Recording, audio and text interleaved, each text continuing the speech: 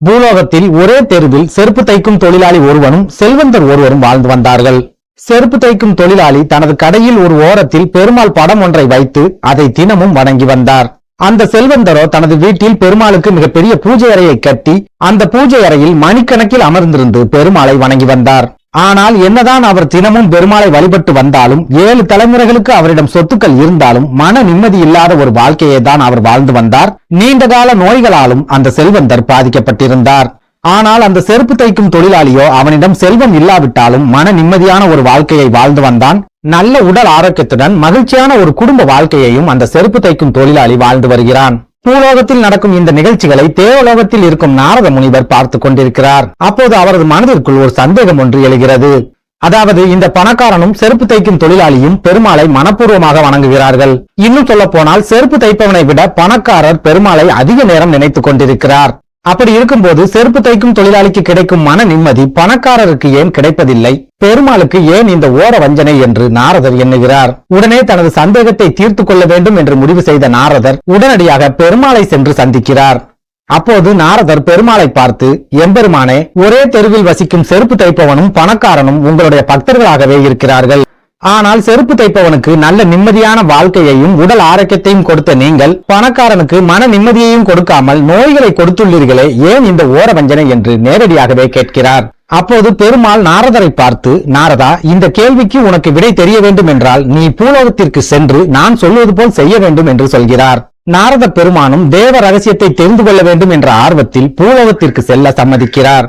அப்போது பெருமாள் நாரதரை பார்த்து, நீ பூலோகத்திற்கு சென்று அந்த பணக்காரனிடம் நாராயணன் என்னை அனுப்பி வைத்துள்ளார் என்று சொல்ல வேண்டும். அப்போது அவன் நாராயணன் என்ன செய்து கொண்டிருக்கிறார் என்று கேட்பான்.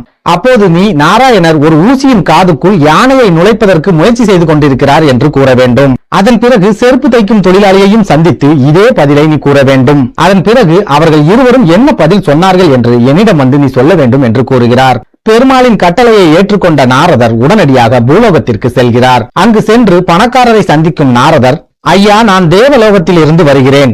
எம்பெருமான் ஸ்ரீ நாராயணர் என்னை அனுப்பி வைத்தார் என்று கூறுகிறார். அப்போது அந்த பணக்காரன் நாரதரை பார்த்து, நாராயணர் தற்போது என்ன செய்து கொண்டிருக்கிறார் என்று கேட்கிறான். உடனே நாரதர் நாராயணர் சொல்லிக் கொடுத்தபடியே நாராயணர் தற்சமயம் ஒரு ஊசியின் காதுக்குள் யானையை நுழைக்க முயற்சி செய்து கொண்டிருக்கிறார் என்று கூறுகிறார். இதை கேட்ட அந்த பணக்காரர், ஊசியின் காதுக்குள் யானையை எப்படி நுழைக்க முடியும்? இது நடக்கிற காரியமா என்று கேட்கிறார். உடனே அவரது வீட்டை விட்டு கிளம்பிய நாரதர் நேராக செருப்பு தைக்கும் தொழிலாளியை போய் சந்திக்கிறார். அவரிடமும், ஐயா, நான் தேவலோகத்தில் இருந்து வருகிறேன். ஸ்ரீமன் நாராயணர் என்னை அனுப்பி வைத்தார் என்று கூறுகிறார்.